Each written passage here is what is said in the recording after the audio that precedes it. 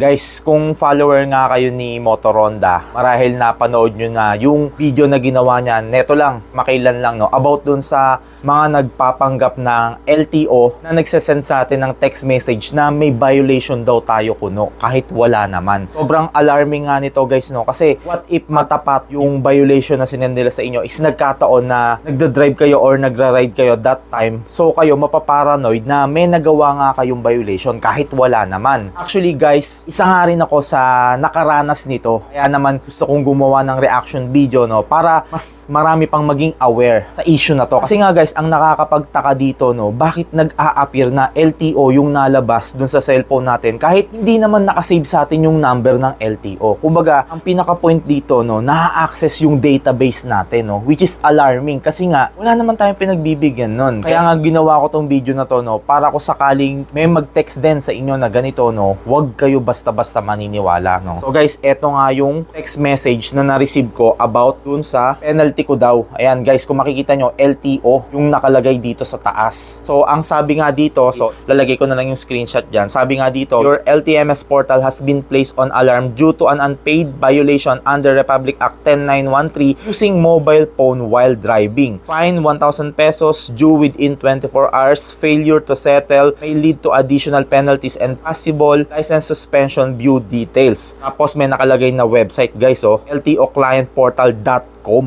So doon ako napaisip guys kasi familiar ako sa website ni LTO, no. Ang website ni LTO kasi lto.gov.ph.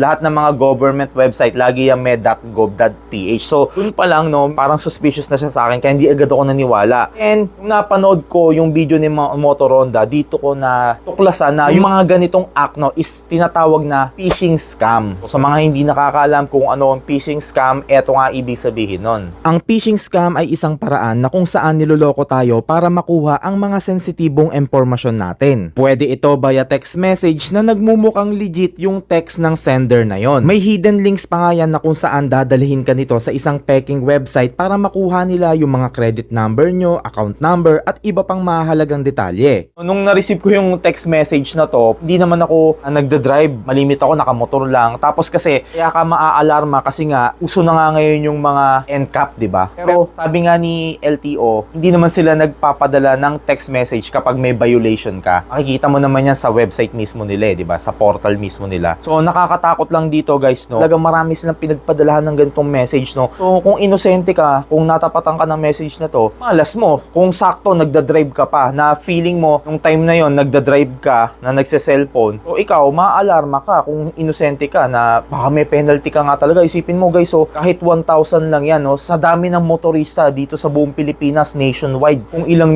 milyon yan, kung mga 10% lang nun yung maniwala dyan, di ba? Ang laking pera nun. Grabe, nakakaalarma to. Ang pinagtataka ko dito, kahit hindi naman sa akin nakasave yung number, LTO yung lumabas. Buti na lang kasi yung cellphone ko, nakaka-detect siya ng mga spam na text message, no. Ayan, no, may alarming na warning siya dito na red. In-screenshot ko siya, hindi ko agad dinilit kasi gusto kong ipakonsulta sana to sa mga kakilala kong HPG, no. Yun nga, nakita ko yung post ni Motoronda na isa nga itong phishing scam. I highly recommended, no, after nyo panoorin to, panoorin nyo rin yung video ni Motoronda na ginawa niya about sa issue na to.